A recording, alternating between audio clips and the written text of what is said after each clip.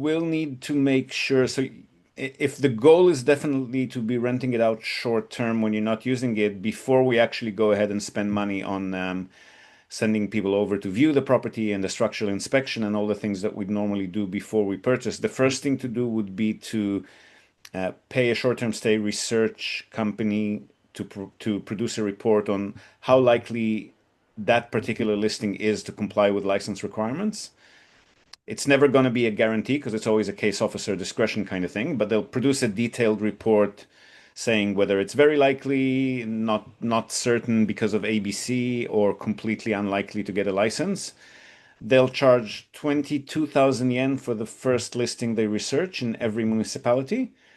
And then if you have others, which is probably going to be the case with you because you're only looking at Osaka, I'm assuming, then it's half that price, 11,000 for any subsequent properties in the same municipality.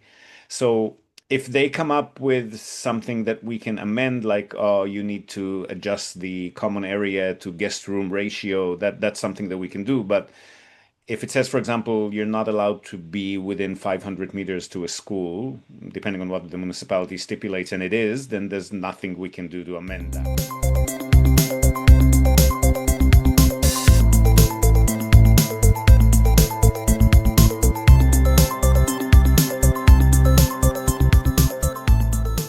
Hi there, folks, and welcome back to Nippon Trading International's Japan Real Estate Podcast. I'm your host, Ziv Nakajima again, and this podcast is brought to you, among others, by Emil Gorgies of realestate.jp. He's a Tokyo real estate agent who specializes in serving international or mixed nationality families who are looking for the perfect family home. So Emil's an Australian. He's been living here in Japan for over 2 decades now, and for about half of that time he's been buying, selling, and managing real estate properties in Tokyo on behalf of his own family and a great many happy clients. And he also acts as a mortgage broker on behalf of his clients. So he's got dedicated loan officers in many of the Japanese mega banks. And if you're a regular listener of the podcast, you probably already know him from our JREP, the Japan Real Estate Experts Panel sessions, which means that you're already aware of the fact that the man is an absolute fountain of wisdom on all things related to real estate in Japan, and in particular to family homes, the greater Tokyo metropolitan area, and mortgages. And most importantly, he's incredibly generous with his time and advice, which he's more than happy to provide at no cost or commitment to anyone asking. So if you've been thinking about buying your home in Tokyo, but you've been sitting on the fence for a while, or you just want to have a chat in English with a real expert, drop him a line on sales@realestate.jp. Hit him up today and start exploring your options. All right, so first off, just a quick reminder right before we get into today's episode. Pre-registration for early bird discounted tickets to the April 2026 Japan Real Estate Summit in Tokyo and online is now available. It'll be held at the glorious Pullman Hotel, this time near Tamachi Station, and streamed online, as always. So if you know you'll be attending, whether in person or via the Zoom streaming channel, you might want to pause this podcast for a moment, hop over to the show notes or to our website, nippontradings.com. That's NIPPON, Nippon Tradings with an S, all one word, .com. And pre-register now. There's no payment required at this stage, no commitment involved, but it will guarantee that you'll be notified when tickets go live and be able to purchase them at a large discount, so well worth taking a minute to do so. If you've been to or streamed any of the previous Japan Real Estate Summits, you already know what a phenomenal event it is, the largest and best English industry event in Japan without a doubt, and the greatest community of like-minded Japan property enthusiasts like yourselves. Phenomenal learning, networking opportunity. So yeah, pause this for a moment, hop over to nippontradings.com and register for your early bird discounted tickets right now. All right, so for today's episode, we speak to an Australian couple. They're in the market for a central Osaka holiday home, which they also want to rent out short or medium term, so a bit of a hybrid, same kind of deal that many people are interested in these days. And so we talk generally about the nature of hybrids, which are not exactly investments and not really the ideal holiday home in most cases, about the advanced research that's required to confirm short-term stay license feasibility, which, as an added caveat, we've recorded this episode a while back, but that's now changed in Osaka. It used to be a designated short-term stay friendly municipality, but it isn't anymore these days. It's like many other places in the country. So make sure you look into it carefully if you're after a similar arrangement or if you're investing in short-term stay properties there overall. We also talk about how property management works for these kinds of properties and the general hands-on nature of short-term stay real estate overall. We also talk briefly about condo units and in what scenarios might they be feasible for monthly or short-term rentals, the pros and cons of buying an older property and potentially renovating it up to spec. And then we branch off to a few other equally important topics like capital appreciation, taxation, financing, working with Japanese professionals, specifically realtors and property managers, purchase costs, insurance, and of course about our own services and how exactly we can assist them and other buyers and property owners like them. So a good detailed deep dive into all things related to hybrid holiday homes / short and medium stays. Enjoy the conversation and I'll see you again on the other side. Okay, so I read through your email. The budget is good for central Osaka. That shouldn't be an issue. But the renting it out when you're not using it, and definitely to make it profitable, rent out when you're not using it, that's going to be a bit of a challenge for a bunch of reasons. So first of all, Osaka City specifically is it's called Minpaku in Japan, short-term stays, is a short-term stay friendly municipality. So they're not as strict as some of the other, like Kyoto City, for example, is very, very difficult to get a license. Osaka is easier, but you will need to make sure. So, if the goal is definitely to be renting it out short term when you're not using it, before we actually go ahead and spend money on sending people over to view the property and the structural inspection and all the things that we'd normally do before we purchase, the first thing to do would be to pay a short term stay research company to produce a report on how likely that particular listing is to comply with license requirements. It's never going to be a guarantee because it's always a case officer discretion kind of thing, but they'll produce a detailed report saying whether it's very likely, not certain because of ABC, or completely unlikely to get a license.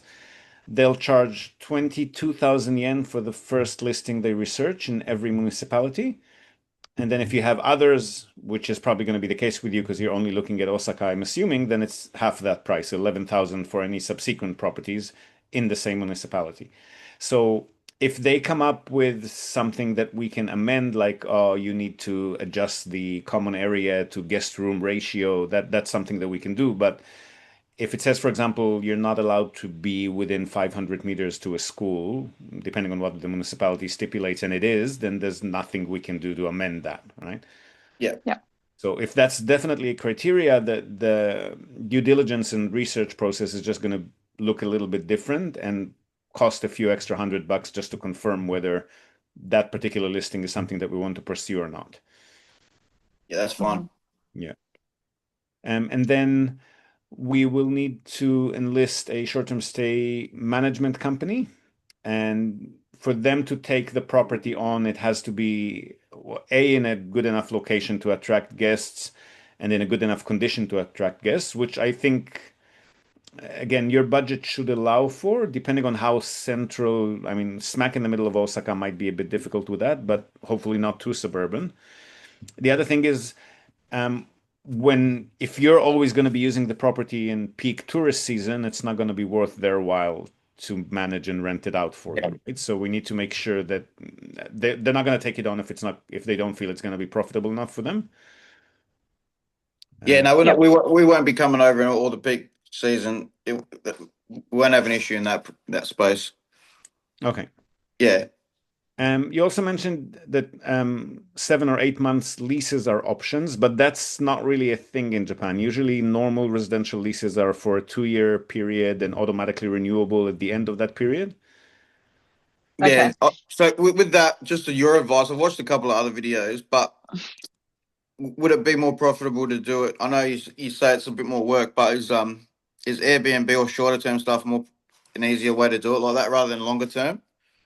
Well, longer term means you can't use the property because you're going to be having somebody in there for at least 2 years at a time, usually longer than that. So that kind of beats the point of you using the property, right? Yeah. So your options are... I was thinking more like, the short term, like a 6-month lease annually, and then leaving it free for us or Airbnb the other 6 months. But are you saying that that's probably not no, it's doable. Practical? It's not really a 6-month lease. The medium term between short-term stay and long-term residentials, the medium term is just a monthly rental. So we advertise the Okay. property for rent by the month. Some people will take it for a month or two. Some people will take it for 6. Some people will ask to take it for 12. So then it'll be up to you to decide whether, you're going to be postponing or skipping your trip this year. But the other thing with monthly is that a lot of the time, if they like the property and their work assignment gets longer, or they're visiting sick parents and the parents are still not quite well or still haven't passed away, whatever the case may be, so people will ask to extend, right? And then you could, it's a shame to throw at a good tenant, so you could let them extend and then use the money that you get from that to rent your own Airbnb when you'll have options. But again, if we keep limiting the property managers and telling them that no, we can't renew, we can't extend the lease, no, we can't accept this tenant, it's too long because we want to use the property, eventually they're not going to want to manage it anymore, right? Yeah. Yeah. So So the thing is from with your holiday, just to sorry. finish this thought, sorry. So with holiday homes that you're planning to rent out when not in use, I wouldn't think of them as investments. They could hopefully cover costs, but I wouldn't expect much more beyond that because it'll always have to be scheduled and synchronized with whatever you want to do with the property, right? Whereas, like, what Airbnb could be more of an investment, is that what you're saying? No, what I'm saying is if you're planning to use the property yourselves, and whichever way you're going to be renting it out is going to be subject to when you're going to be using the property, Yeah. then you're not going to be purchasing the ideal Airbnb property. So you're obviously going to be purchasing something that, ticks your boxes and then try to rent it out when it's just, Yeah. if we're going for an investment property, we'll be looking at different types of property, maybe even different locations. We'd be catering to families or larger groups, which there's Yeah. not much supply for in the market. It's not going to be what you were thinking, which is maybe a bit smaller, maybe a condo unit, maybe a two-bedroom, whatever. We haven't dug into that yet, but it's Yeah. it's Yeah. gonna be it's gonna be a hybrid. What I mean is it's gonna be a hybrid. It's not gonna be the ideal holiday home. It's not gonna be the ideal investment property. It's gonna be something that kind of tries to fit both. Okay. I was going to say, like our number, I mean, if we can make money from it, that's an ideal, but I guess it's more of a lifestyle property for us where we can go to Japan when we want and have a bit of a base there. But obviously it comes at a cost. So at bare minimum, it would be great to have a strategy that helps us at least get close to covering the costs. But, Yep. a bonus if there's a bit of pocket money there, but it's not necessarily to try and, to get a lot of gains from it basically. So I guess if we were looking at that model of us coming and staying once twice a year maybe, and it's between 2 to 3 families, and whether we come at the same time or different times, whatever. But in terms of like supply and demand in Osaka, like would you recommend us doing it more from the month to month lease strategy, or more as an Airbnb strategy where people book in, the days that align in terms of like, getting a bit of funds back? Well, Airbnb has a lot more compliance and licensing requirements. Monthly rentals you don't need anything special for that. Anyone can rent their property out by the month as long as it's done with a lease in place for a period of at least 1 month. It falls under the normal rental legislation. Mm-hmm. So there's far less hoops to jump through. And also, short-term stays, they can be profitable if they're running like a, really smooth, well-oiled machine, but they're a lot more hands-on. So you're constantly looking at vacancy rates, occupancy rates. How long have I got it booked last month? How long have I got it booked this month? What's the competition doing? Should I raise my rates, lower my rates? You'll have a property manager working on that with you, but you will require to be more hands-on, decision-making wise, mental bandwidth wise. They're Mm-hmm. not a full-time job, but they're definitely not passive or even semi-passive. It's work. Monthly rentals, you get somebody in there for 2, 3, 4 months. You don't need to think about it for 2, 3, 4 months, right? But is like, I guess that's not a huge problem, but is the difference substantial? Because we've been to Japan quite a bit, and I would have been thinking that if we can get something towards central Osaka, that the occupancy rate wouldn't be too bad if you did it like that, especially how popular Osaka is at the moment with even for a two bedder or something like that, or a condo. If as long as it's in a good Condo area. would be challenging. With condos, the owner union, they can't legally prohibit monthly rentals. Short-term stays are a no-no in condos because Okay, yeah, the law says that the owner union has to specifically allow it in the owner union rule book, and they will never do that. That's very, very rare. 99.9% of them don't want anything yep, to do with that. Monthly rentals are they can't legally prohibit, but if they don't like it, they can make life very difficult for the property managers. So again, they're not gonna allow them to hang a key box outside the building for people to use when they're checking in. They're gonna knock on the doors and saying, "Are you renting this out on Airbnb? You shouldn't be doing that." So if yep, if the management company looks at the building owner union rulebook and finds that it seems to be against monthly rentals, then again, they're not going to take it on. yep. So condos are harder in general than the 2 bedroom apartment unit, whatever you would call it over there. A house, you mean? Uh, oh, is that what we're discussing between house or condos here? That's what I'm talking about. Yeah. Oh, So okay, yeah, cool. renting out short or monthly term in a condo is more short term is a no-no. Monthly, we'd have to look for the right building. It's not going to be a straightforward, simple process. Hopefully, we'll find one eventually that's okay with it, but it's not going to be easy. With the house, if you own the entire structure, all we care about is zoning regulations and if the municipality allows it or not. With a Yeah. condo unit, we have to think about what the owner union allows and likes or doesn't like, so it's going to be more challenging. Is it easier? Is it harder to get a house though in like central Osaka? Or Well, at your budget in central Osaka, it's not going to be anything close to a new house. It's going to be, I'm assuming, at least 30 years and older. And they're not really built to last in Japan. It's not very durable yeah, materials normally. So once they get past 30, 35 years of age, you're constantly going to be starting to pump money into them for renovations, repairs. Um, on average, I'd say 30 to 40, maybe 3,000 Aussie a year. As it yeah. gets from 40 to 50, maybe more like 4 Aussie a year. So if you want to go short-term stays, that's the only way to go. But if you're just looking for a holiday home and you're not super concerned about renting it out, I'd say a condo is far less of a hassle. Yeah. Now, if you've attended any of our recent JREP Summit events in Tokyo or online, you've probably heard our sponsor, Robert Miller from Innovatious.com. He's been in web solutions here in Japan for the past 25 years, and he's also an active investor in Japanese real estate property, as well as global online property, which is his specialty and what his company Innovatious is all about.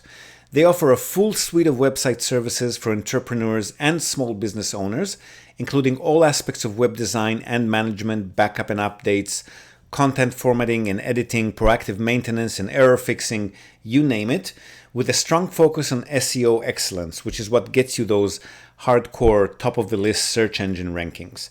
But there is a difference. Innovatious works off a simple, all-inclusive monthly subscription model, as opposed to the typical outdated and confusing project model. So you never have to wonder how much any request for any work to be done on your website might cost. It's always $497 per month. And if that's not enough, if you've mentioned you've heard of their services on the Japan Real Estate Podcast, you'll also get 10% off this monthly price for life. Also, and equally important, if not more, you can try out Innovatious for just 1 month, then switch them off, on again later if you want, and so forth. There are no minimum subscription terms. Now, if you're a small business owner, managing and growing a website is super distracting and time consuming, right? That's exactly where Innovations comes in. Robert's team takes care of all of that for you so that you can focus on what you do best. So feel free to email Rob on robert@innovatious.com, and his team will conduct a full SEO and website audit on your site, reveal anything that you should address to increase your website's appeal, and provide you with an easy-to-read detailed report with your own branding so that you can make some informed decisions on your online strategy and watch your business grow as you implement it. So once more, robert@innovatious.com. Drop him a line and get your website reviewed today.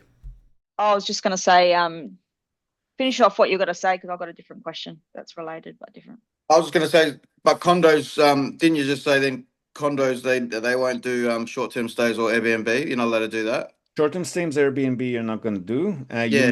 We might be able to do monthly rentals if we find a condo that's not particularly opposed to it, but that'll take some searching. Yeah. Okay. I was just going to say, Ziv, so, you're saying with our budget, we wouldn't be able to get a newer house in central Osaka. So what budget would it take to either get, a newer or newly renovated property within or near central Osaka? And What budget are we looking for? newly renovated, you might be able to find, but the question is what kind of renovations they did. If it's usually the renovated houses that are, not crazy expensive would just have gone through an interior renovation. Mm-hmm. What we're more concerned about is structural issues. Structural. Yeah, Yeah. so tilting, sinking, if the roof needs to be replaced, if there's signs of termite, past or present termite infestations, those are all things that can cost a fair bit to replace or repair. Like if you have to do the complete roof, it's going to be 4 or 5 million yen. If you have to fix the foundation, and if there's a retaining wall that needs to be adjusted and the earth around the house repacked, that could come to half the price of the property again or more, right? So the structural inspection that we're gonna do, if it's a house older than 20, we definitely advise to do it. That would cost you between $1,000 to $2,000, and that would tell you if there are any major structural issues. And then based on that, you can pull back the offer or continue with it if none. How much would we have to increase the budget to go to something a bit newer with the structure around Osaka? If we want to go for 20 years and younger, which is what we'd probably advise if you can afford it, I'd say probably more like 30 million yen-ish. That's what I was thinking that for Yeah. that for newer stuff anyway. I think we're in the position where we'd rather pay more at the front end and not have, especially being international buyers, and not having to have, worry about too much around maintenance. Obviously, there's always going to be a level of maintenance when you own property, but I think we're happy to invest a bit more upfront to, Well, I prevent mean, the other option money at is the other option is to not worry about renting it out and just get a condo unit. And then you know that you're paying your building fees, which are going to be, I don't know, $2,000 a year or whatever it is, but it's going to be steady. It's not going to fluctuate that much like with a house. Mhm. Yeah, And you don't need to worry about the structure because the building management company and the owner union take care of that. but then there's zero income at all coming in for that Zero property. income. Yeah. Well, I mean, we can try to aim for one that allows monthly rentals if you want. We can try to maybe start exploring that, and if we hit a wall, then we'll go the house route again if you want. Mm. So when you're saying about the building, so you're saying more like on strata, buying a property Yeah. on strata? Yeah. Okay. Yeah. So then it's not like it's up to the building So you're owners paying to your worry about that. you're paying two fees monthly. One is the body corp fees are basically one of them is the management of the building, so taking care of the common areas, cleaning, bit of gardening if there's bushes outside, maybe an on-site manager depending on the building, and Yeah. utilities for common areas, so water and electricity for the lobby, that kind of thing. Mhm. And the other one is the reserve fund contributions, which goes to a big pool of money that the owner union then uses for renovations and repairs when those are required. So Yeah, I've got an investment property here actually that's under the same yeah, kind of yeah. thing. So Except okay. that, I mean, buddy corps in Japan are not like in Australia or even worse in the US where they constantly got their hand in your pocket. They're very mellow here. They just charge what they need to charge and they leave you alone. Yeah. Mhm. Yeah, so building fees will go up steadily over time, but if we do our due diligence right, which on the building means to check the renovation history and correlate it with how much they got in reserve funds, just to make sure they've got enough for the next big renovation whenever that comes up. If we make sure that that's all, healthy and well managed, then the building fees will rise slowly over time, as opposed to like sudden hikes or suddenly the owner union has to take out a loan, so they jack up the fees for the loan repayments. So we want to avoid those situations.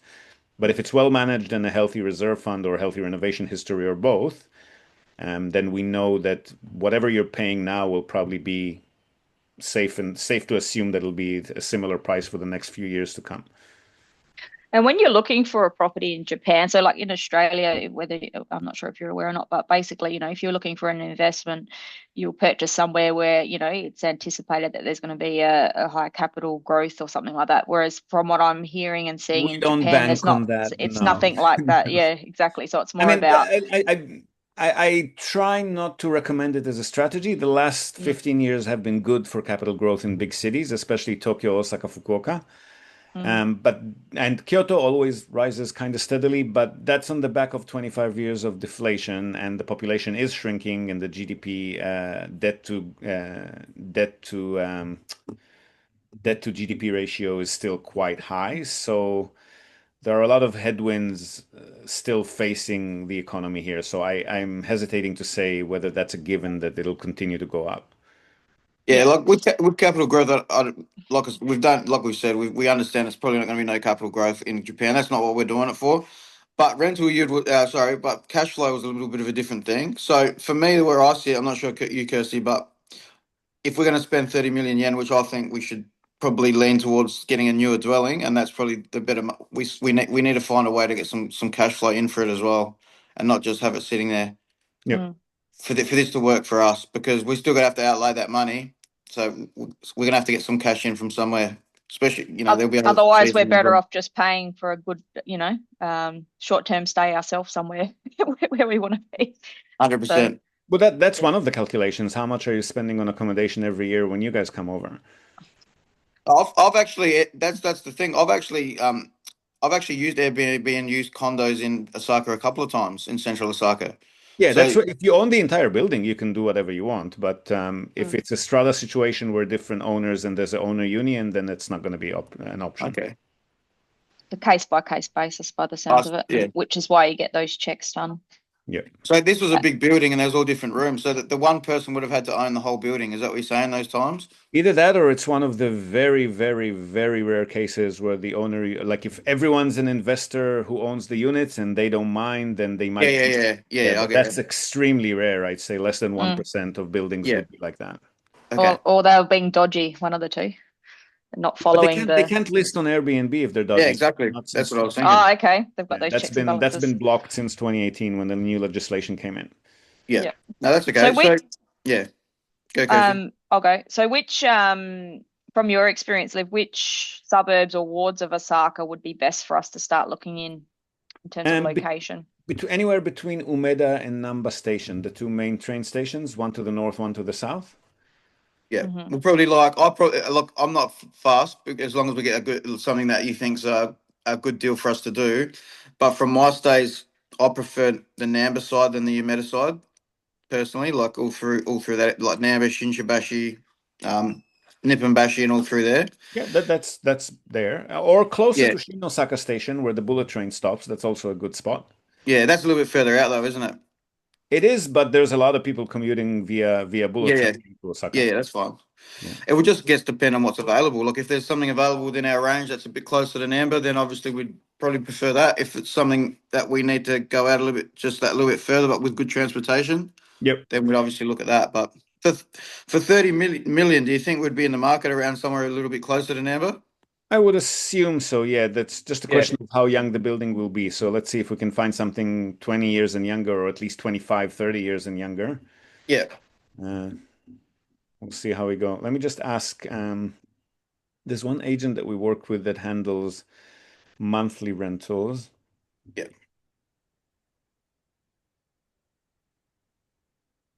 I'll just ask them if they can also do Minpaku short-term stays. If they can, that they would be the probably the best realtor to rope into that, because they'll be able Yeah. to look at a listing and also immediately assess how profitable it might be for short-term stays. No worries. So just to clarify, if we were going to spend that amount that rough budget, Yep. how what are the options to be able to get cash flow? So cash flow is just purely a house from there, yeah? It wouldn't be anything to do with an apartment or anything like that. House or one of those condo units that would be okay with monthly rentals. We can look for one or the other. Yeah. I guess you only need to hit one, don't you? Yeah, you'll probably get a more central location if we go the condo unit path, because houses come with a land plot, and that's the expensive part in Japan. That's what I was. So that's why I asked that question, because being around Osaka a fair bit, I just couldn't see in my head how we're going to get a house in central Osaka around that. For me, it was all just apartments and stuff like that. But It'll have to be older and, not smack right next to the station, but they do exist. yeah, Yeah. it's okay. I know you're not a financial expert and we can ask our own accountants this, but if we were to just from your experience, if we were to rent it out, Airbnb or short stay, do you kind of have a bit of an idea around income tax or how that works kind of from a Japanese perspective, or Yep. we'd be So you're paying your income tax on your income generated in Japan first, and then you bring your tax statement to Australia, and they will charge you for the difference. So Australia and Japan have a tax treaty in place. You're not going to be taxed twice. Mhm. But if you're paying 5% here and 20, 30, 40% in Australia, then Australia will want the difference between what you've paid here and what you're still owing. Okay. Okay. And here your the reporting threshold starts at I think from memory 485,000 yen, which is about 5,000 Australian per year. Under that, you don't need to report anything, and you factor in all of your purchase and running and management costs as deductions. So it'll normally, if you do get to that level, it'll probably take you at least 2, 3, 4 years before you'll be up for any taxes. And even then, it'll be pretty low. It'll be something like 5% on every yen thereafter. So if you're making $6,000, it'll be 5% of 2,000. Yeah. What's the $400,000 figure? Sorry. That's the minimum reporting threshold. You're tax-free under that. More reporting for in what aspect? In terms of getting income through the property? Yeah. Oh, per year? Yeah. As long as you're making under that amount per year, you don't need to report or pay taxes in Japan. Yeah. Okay. Do you know if we'd need to report or pay taxes in Australia, or it's the same? You're supposed to, yeah. I mean, there is some threshold in Australia, but if you're all working, you're probably all well over that. Okay. So even though they've got a treaty in place, even though the under 485,000 yen is tax-free in Japan, But there not in would be a Australia. responsibility in Australia. Okay. Yes. The treaty just means that you don't get taxed twice on the same amount. Okay. Yeah. Which is important. Yes, you definitely want. I mean, if any country that doesn't have a tax treaty with Japan is probably not a country where people report their taxes that much anyway, I think. Yeah. We interrupt this broadcast to tell you about Tokyo Family Stays. They're a short-term rentals company in Tokyo, and they offer a home away from home experience, which is just perfect for remote working, quarantining, if that's still a thing, or if you just need somewhere quiet to get away from the world. They offer a variety of options for families, corporate relocations, or even if you're simply transitioning between homes in Tokyo. The properties are super comfortable, tastefully furnished, fully equipped with all amenities, and they accommodate up to 10 people. So really the only thing you'll need to bring with you is your toothbrush and maybe a change of clothes. They come with fast unlimited wireless internet, dedicated workspaces, and fully equipped kitchens, and they're just a delight to stay in. Fantastic alternative to Japanese business hotels, which if you've ever stayed in one, you probably know they're tiny, they're noisy, fine for a night or two if you're on your own, but longer term or with a family, you'll probably feel you're in a jail cell very quickly in a Japanese business hotel. So if you want to give yourself a sense of space and freedom by renting a real home, with comfortable Western beds, including all the necessities like baby bedding, children's toys, high chairs, etc., you definitely want to reach out to Tokyo Family Stays. They've been at it for over a decade. They're a fully licensed minpaku or short-term stay operator. And as a special bonus for our viewers and listeners, they're also throwing in a breakfast basket upon arrival for anyone who books and mentions the Japan Real Estate Podcast or NTI. And not only for guests, if you're a property owner, you've got an investment property that you want to tweak for higher profit, or a holiday home that you want to rent out when you're not using it via short-term stays, drop them a line today, see how they can help you maximize your property's income. And again, as a special bonus to our viewers and listeners, they're also offering a free audit of your existing short-term stay listings without any obligation whatsoever. So feel free to reach out to them at tokyofamilystays.com. Well worth a visit. And again, if you're in the market for a family home in or around the Tokyo metropolitan area, Emil's your man. Don't be shy to reach out to him as well at sales@realestate.jp. And now, back to the podcast. So in terms of your company, so I know that just from listening to the podcast, you can either act as a consultant or kind of work with potential buyers, international buyers, start to end. Do you still have capacity to do the start to end, or Not before the end of the year. I'm hoping maybe earlier. We've just finally found a bilingual bookkeeper that's starting next week, but we have had two or three of them that just couldn't handle the English and quit after a while. So I'm a bit hesitant to say whether this one will last or not. But if he stays with us, then towards the end of the year, we should be able to do full purchase facilitation. Yeah. So what does that include? Well, that means that you just need to talk to us. We'll attend all of the meetings on your behalf, sign documents on your behalf. We'll talk to the lawyer, we'll talk to the agent, we'll talk to the property managers, and you just need to talk to us directly and make bottom line decisions and sign a couple of documents for ownership transfer towards the end. And that's also a fixed fee will work as long as we need to work. I mean, we have a limit on how many properties we look into. It's 20 at the inquiry stage and 10 for a deep dive, but we haven't run across anyone that hasn't sufficed for yet. But that we're not able to do now. So what we can do if you want to pull the trigger before then is I'll put you directly in touch with a foreigner-friendly English-speaking agent, so they'll be able to do the logistics of the purchase remotely in English on your behalf, same as we would have done. They would be realtors though, so they're honest and by the book in Japan, but they're not super strategic. Their job is to get a listing or research a listing for you and then make sure that you can purchase it legally. The kind of conversation that we just had about watch out for the age, watch out for location, this one might not be that good, help you prioritize, they're not going to do much of that. So we can come in as consultants on a 10-hour retainer, which is just a few $100, and hold your hand as you proceed with the purchase. We'll guide the agent on what due diligence we want done. If it's a house, we'll review the inspection report together with you, make recommendations, review documents before you sign. Just make sure you're not making any costly mistakes along the way, kind of thing. Yeah. So I reckon for me with that, if your employee can get up to speed by the end of the year, then we'd probably take that route. Yep. Because we're not in a super rush to get something like in the next 2 weeks, and it probably will take us a little bit of time to get everything in order and just do some do some research and wait for the right property anyway. But yeah, if something did pop up, then obviously open to the second option. Yeah, I mean, if you happen to land on a listing that you really don't want to miss out in, then we can always kick it off with the consulting whenever you're ready. Yeah, exactly. If there was something that you think's too good to refuse, then yeah, that would be an option as well. I don't see either way as an issue.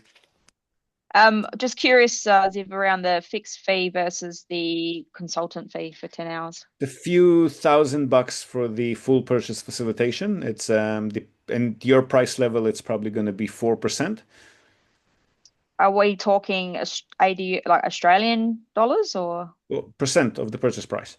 Oh, sorry, you said 300. You said 3,000. About 12,000 for a $300,000 property. A few thousand, I was saying. Sorry. Oh, sorry. Okay, got you. So if we happen to end up buying something that's 30 million and over, it goes down to 3%. Yeah, between 15 to 30, which is probably where we're going to end up, is going to be 4%. So yeah, so 3% around will be a bit around that 10 to 12,000 Australian dollars, correct? If it's close to 30 million, yeah. Yeah, I've already worked all that out, so that's all good. That's not a surprise. And the consulting is a 10-hour retainer that usually suffices for a single purchase, unless you're super picky. I only have ever had one customer who needed 2 retainers of that size, and that's 66,000 yen, so about 700 Australian. What was that for? Sorry. The consulting. That's me holding your hand as you work with the agent and the lawyer on your own. Well, not on your own. I'll be there in the chat group with you and make recommendation, provide feedback, but you'll be the one attending meetings, signing documents, making sure that everything gets there on time. You'll have to be more hands-on. Yeah. And then you save cash from doing it that way. Yeah. In terms of like obviously being international buyers, we don't have the cash to just buy outright, obviously. So what do Australian or international buyers do in terms of getting the funds for that? Is there kind of like a bank? No, not for holiday homes or short-term rentals or anything like that. You can't get any financing in Japan. Yeah, there's an international agent though, isn't there? International what? Sorry? International financing, like an international bank. There are some lenders that will let you, if you set up a corporate entity in Japan, and you might have to appoint a Japanese resident as your CEO, as your representative director. Then there are some lenders that will let you borrow, but that's only for long-term residential, strictly investment properties, not Airbnb, not holiday home, nothing of that sort. Okay, so Not so an holiday, option. what we're With trying your to do, you game got to pay plan, cash. that's not an option, unfortunately. So the only option is cash with our game plan. Yes. Yeah. That I'm aware of. There could be some Australian lenders who might consider that, but I haven't run across any of those yet. Okay. So Jace, lenders or cash, basically. Australian lenders or cash. Yeah. Nothing to do with the Japanese lenders. Not unless you're buying a straight out investment property with, I mean, you could claim that you're going to make it an investment property and then do other things with it, but if they find out, they will be within the rights to reclaim the loan. Yeah. Just wondering how that works because in Australia we can loan for a house and we're open we're free to do Airbnb or anything we like over here with our lending and stuff. I thought I was reading. I thought I was reading. There's a bank called HSBC do it. It is an international bank. So I might have to look into that. HSBC, I think, do provide loans, but again, strictly for investment property. If you're a Japanese resident, then they'll let you borrow for a home loan as well. But for non-residents, the only options that I'm aware of are for residential long-term. Doesn't have to be residential or commercial, but long-term leases, not for short-term, monthly, nothing like that. Yeah, because they're worried about the not getting the income. Yeah, they're just really conservative here. They're not interested in, and you being a non-resident is a higher risk factor for them. So the only way they'll take it on if it's something that they can handle. Central Osaka would be good for them, but they'd want long-term residential leases. At least on the surface. Again, I guess you could try to do other things with it and hope they don't find out. But if they do, they could ask you to repay the loan. Yeah. Which might mean you might have to sell the property if you don't have the cash. Yeah. In terms of upfront costs, so obviously the cost of the home is the cost of the home, but what other purchasing property costs are we kind of looking at in Japan? Purchase costs at this budget would be roughly, worst case, 15%, hopefully closer to 10. The realtor fee is 3% plus 60,000 yen plus tax, works out to be somewhere between 3 to 4% at this budget. Legal and registration fees would be somewhere between 2 to 4.5%. You get a purchase tax statement that comes in 6 to 12 months after settlement. That's going to be between 1.5 to 2.5%. So we normally factor in a worst case of 15 for cheaper properties and then closer to 10 for pricier properties. You'd probably be closer to 10. Yeah. And is that inclusive of stamp duty? Yeah, stamp duty is peanuts in Japan. It's not much. Okay. Like $100 on a purchase usually. Okay. But the legal and registration fees include what the government charges to register the ownership transfer and the lawyer's fee for handling it all on your behalf. I mean, they vary depending on the official evaluation of the property, which is always going to be a little bit different to market price, sometimes all the way up to double or half the market price, depending on how much an area has gone up or down in value since the government last ran their assessment. So it's hard to quantify in advance. I can tell you that legal and registration would be somewhere between 1 to 6%, purchase tax somewhere between 1 to 3%, but the exact percentages we're only going to know closer to settlement. So just keep in mind the worst case scenario of 15%. Sorry, I just want to wind back a bit. What's this Japanese entity involved? Because we do know a few people in Japan. If it was better to do it that way. But it sounds like that's only if long-term leases. Long-term leases Is only, that long-term not for our leases? purpose.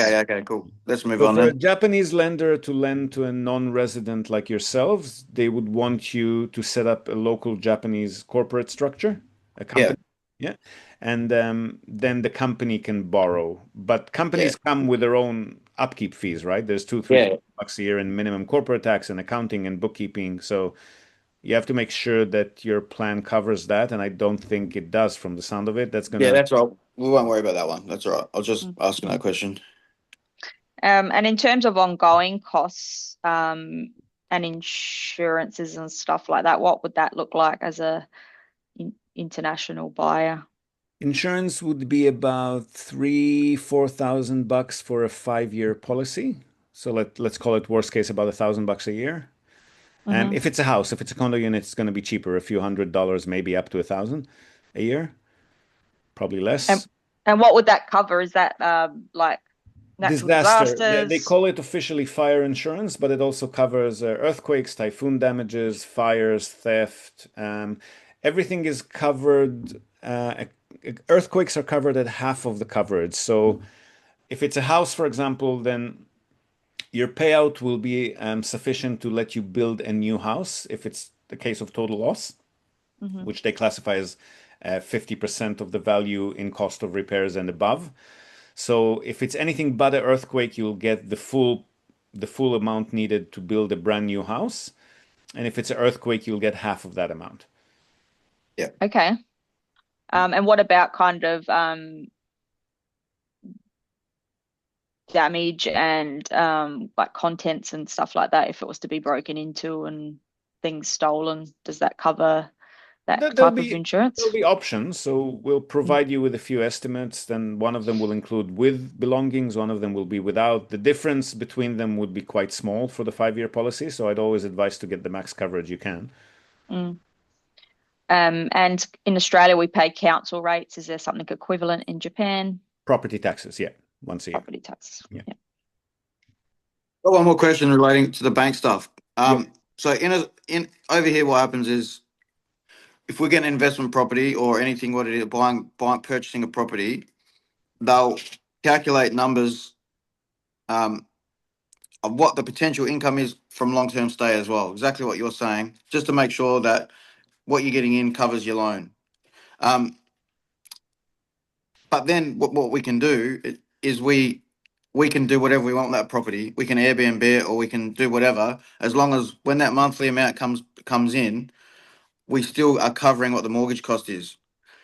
So is that I'm thinking that with an international agent, that potentially could be similar as well. They'll do all the working out and all the costing on long-term leases, and then as long as they say that a long-term lease you'll be able to afford that property, and it's within the range, as long as Well, I think we lost him. Hopefully his phone hasn't, maybe his phone's gone flat or something. Yeah. We'll give him a Anyway, chance to to come answer his question in case he doesn't pop back in, no, it's a condition of the loan that it's only going to be used for long-term leases. It's not just for it's not just for financial projections, it's an actual condition of the loan. Yep, cool. And when we're talking about end to end, that option of more comprehensive support from your company. So obviously it's about sourcing and purchasing that property. What about once it gets to that point, and then if we were to lease it out as an Airbnb or short monthly stay or whatever, would that be more property management that we go to, fitting it out with furniture, that kind of stuff? So it'll be up to you. The property managers that you'll be working with, because it's going to be short-term stay and probably a lot of the monthly ones too, they will be catering to obviously foreign guests. So they would have the English language capability to support you directly as a landlord as well in most cases.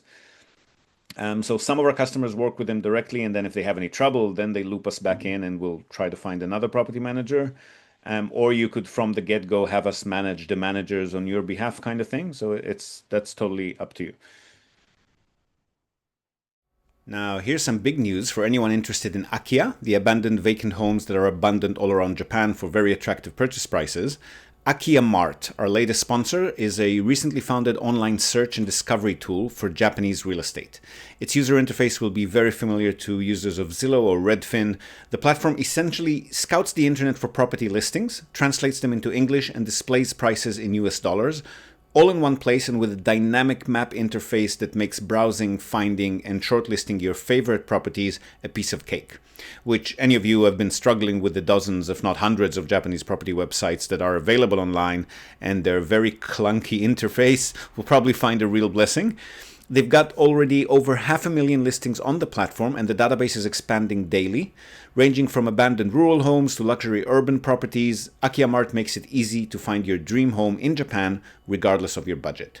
Now, while the platform is essentially free for use, here's an exclusive offer for listeners of the podcast. You can use the promo code NTI to receive $5 off Akiyamart Pro.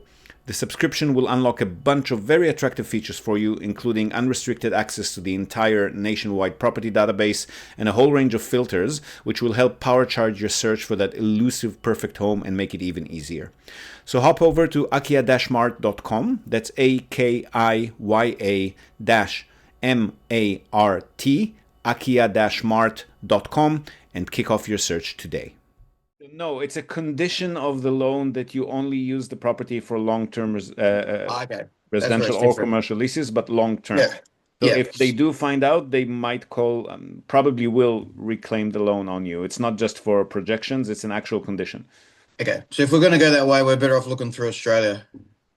If you can find somebody, yeah. That'll be interesting for a lot of my customers, so let me know. Yeah. All good. Any other?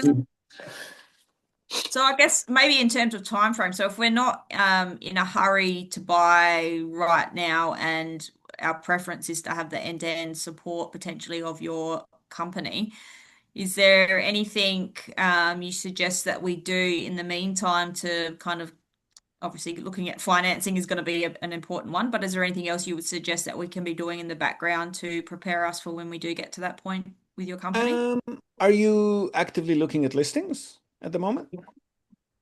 Not as much as if we were really gearing up to buy something. We were aware of some of the websites that are available. We weren't sure whether or not your company has like off-market access to certain properties that might be useful to look at. There's not much off-market stuff going on in Japan. Everything makes it to the to the MLS websites eventually. It's a pretty open market. We occasionally get something directly from an agent before they post it on the portals, but that's a very low percentage. I would maybe, do you know Akiyamart? That's probably the easiest way to search in English that I know. Yeah, we've got that one. Yeah, so I've been looking at those ones. That's what I was just going to see if there's anything else other than those top. So is Akiyamart the only one? It's not the only one, but it's the best one in English because they scrape all of the major property websites, the 4 or 5 big portals, and put it in an English format and map interface and filtering for you. Okay, cool. Otherwise, you go to those portals that they're scraping, but then you have to translate it from Japanese, and the interface isn't nearly as exciting. Yeah, I've seen a couple of those ones too. It's pretty hard. Yeah. Yeah. That's all right. So apart from looking at that website, anything else and that you suggest we could be doing? Now, once we start working together, whether it's via consulting or full on, then we'll also be putting in some research on your behalf. I mean, you're obviously the best filter because you can look at photos and a map location and know if it ticks your boxes or not, but we can definitely support you in that. If it's an agent, then we'll just ask the agent to research for us, and then they'll float listings to us. If it's going to be an agent that also does short-term stay or monthly management, then that'll be the best of both worlds because they'll research listings that they know will work for that, right? Yeah. Mm-hmm. Yeah. But I wouldn't put them out of the way until we're, let's say, 2 months before you can actually pull the trigger. So otherwise, if we just keep hitting them with research requests and then we say, okay, well, now we have to wait a few months because we're not ready, then eventually they're just going to figure we're just tire kickers, right? So yeah. Probably too much. It sounds like our biggest hurdle was the finance, but if we can find a way to do that, then I think we're really interested in getting something to happen. We've got everything else in line, so I mean, there's other ways to generate the cash. We've all got investment properties and that, but it might not be feasible to do it that way. So we were hoping to be able to get some type of finance with it. So we might just do a little bit of research on that. Yep. And as long as we can find a place like that, then I think we can go to the next stage. Yep. And again, if you keep looking on Akiyamart or whatever, and you happen to find a listing that you really don't want to miss out on, the consulting way works fine. I've been doing it for over a year, and people are quite happy with it. So don't feel obliged to wait to the end of the year or what. More than comfortable. Would that mean then that we would need to do all the paperwork ourselves and like Yeah, What but would we? it'll be in English, and the agent will guide you on all of that. It's not going to be difficult. It's just going to be more involved. That's the only difference. Okay. Because I But guess it's not our first, either of us first rodeo in purchasing properties. It's the first time we've purchased properties internationally. I think that's the challenge, and about, the language barrier and things like that. So I guess if we did see something that really took our fancy, we could, go no, through the any process. agent, it's not going to be a random Japanese agent that may or may not be able to serve you. I'll put you in touch with somebody that we work with regularly. We've vetted, they're bilingual, they provide documentation in English. That's all going to be covered. That's not a concern. Yeah. All right. All Well, right, we'll cool. we'll have a think about it anyway, and maybe we'll keep in touch. And once your books free up a little bit more to be able to kind of potentially take on that broader role, Yep. you'll let us know. I will try to remember, but there's a lot of people who have asked me to let them know. So if you could ping me around August, I'd be well and truly able to tell you when that's going to happen. Yeah, easy done. All right, great. Is Right. there But yeah, something that? if you hear about financing before that, please do get in touch before that as well and let me know because I'd be very interested in that. Thank Yep. you. Mm. Is there something on your website, or your fact sheets or whatever that kind of lay out the difference in services provided via consultant versus the end-to-end? The explanation of services document that I think Faye forwarded to you, that's the Yep. only thing Okay. we've got that written down. We only are doing the consulting route in the last year or so since we were starting to get too slammed and too busy and too so we haven't like put it officially anywhere now. Yep. What are the most of the sales that you're helping people with properties, like from your own portfolio? So are people mostly kind of wanting Osaka or for personal use or as an investment? Like, what are you seeing come through your company? These days 50-50 holiday homes and straight out investment properties where people don't ever use it. Um, Location wise, the investment properties are usually focused around the big cities or satellite communities around the big cities, like a smaller town where people commute up to an hour into Osaka or Tokyo or whatever. Mhm. Also, prefectural capitals, like the biggest city in an otherwise rural area. Those are good places to hit for higher yield as well. Holiday homes run the gamut because some people are in love with ski. They go up to Hokkaido. Some people want a condo in Tokyo. Some people want to be next to the onsens or next to the beach. So that's all over Japan. I can't really put a criteria on Mhm. that. Yep. But we have a lot of people who are looking at bottom of the barrel kind of Akia stuff, and then we try to educate them that it might end up costing them a lot more than buying something in better condition. So Mhm. the sweet spot for something that's serviceable and not too old, depending on location, is somewhere between 8 to 20 million yen. So you're definitely in the right ballpark. Mhm. Mm. Yep. And a lot of Great. people, yeah, trying to do hybrids like yourselves. Various levels of success, but most of them again are in it just to cover costs, not much beyond that. So that's doable. It's just a matter of how much of a hassle it's going to be. Yeah. And I'm assuming that most of your stuff would come from Osaka or Tokyo because Kyoto is much harder, near impossible to purchase in. Or some of the rural areas as well. There are, a bunch of like Miyoko, what's the other one? Izu Peninsula. Uh, I forget the name. Nani Nani Onsen. I don't know. There are a lot of places that are suddenly becoming a bit more popular. Usually Australians make it first, and then everybody from the US and Canada come in as well, or in Europe.